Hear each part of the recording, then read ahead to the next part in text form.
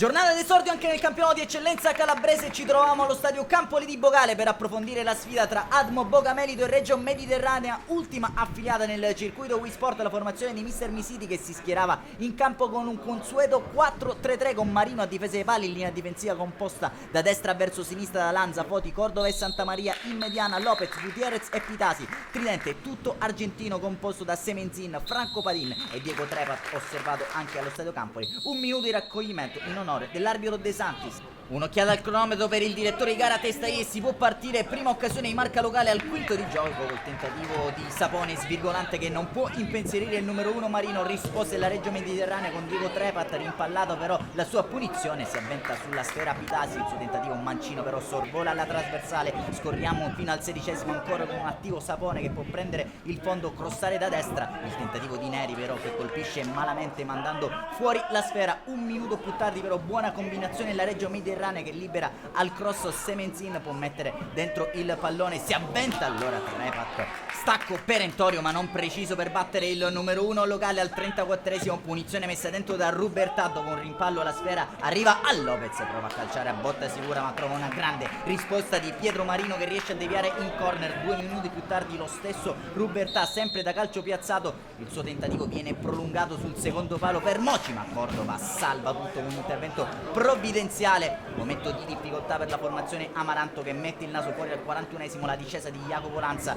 il taglio profondo per Franco Padin che può calciare a rete, viene però ravvisata a posizione di offside del Panzer argentino al 44esimo. Dopo un rimpallo la sfera arriva a Nunez che può calciare verso la porta difesa da Marino, trovando solo l'esterno della rete. Si chiude la prima frazione di gioco ancora con il Bogamelito in zona offensiva, il calcio d'angolo di Rubertà prolungato sul secondo palo, pronto ad avventarsi Lopez da pochi passi ma Marino salva tutto. Protestano però i locali per un possibile tocco di mano di Lopez e si spegne così la prima frazione di gioco sul duplice fischio del direttore di gara Testaie. Tra le proteste della formazione locale passiamo allora con le nostre immagini a cura di Mirko Giacobello al film della ripresa a parti invertite. Parte subito forte però la Reggio Mediterranea, dopo 10 di gioco, palla filtrante di Lopez per Trepat, si apre a sinistra il funambolico esterno argentino, il suo tentativo viene però rimpallato. 3 minuti più tardi strappo sulla sinistra di Pitasi che viene abbattuto in area di rigore da Megale, si procura il secondo giallo e conseguente espulsione. Alla grande occasione la formazione di Mister Misiti di sbloccare il risultato sul punto di battuta. Franco Padin a tu per tu col portiere avversario, si attende solo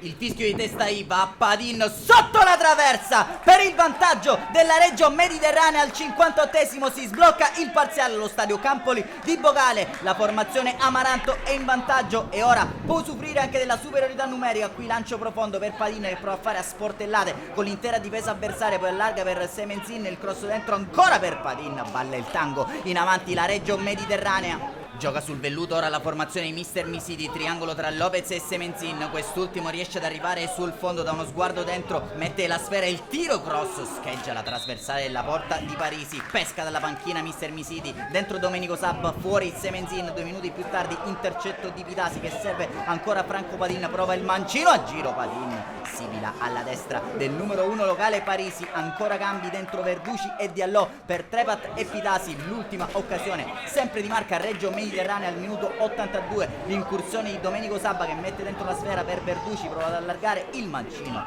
solletica però il portiere Parisi. Termina così la sfida al Campoli di Bogale, triplice fischio di Testaie porta a casa i primi 3 punti stagionali. La Reggio Mediterranea lo fa grazie alla rete dagli 11 metri di Franco Padin. Allora anche per quest'oggi amici appassionati è tutto, appuntamento come al solito alla prossima.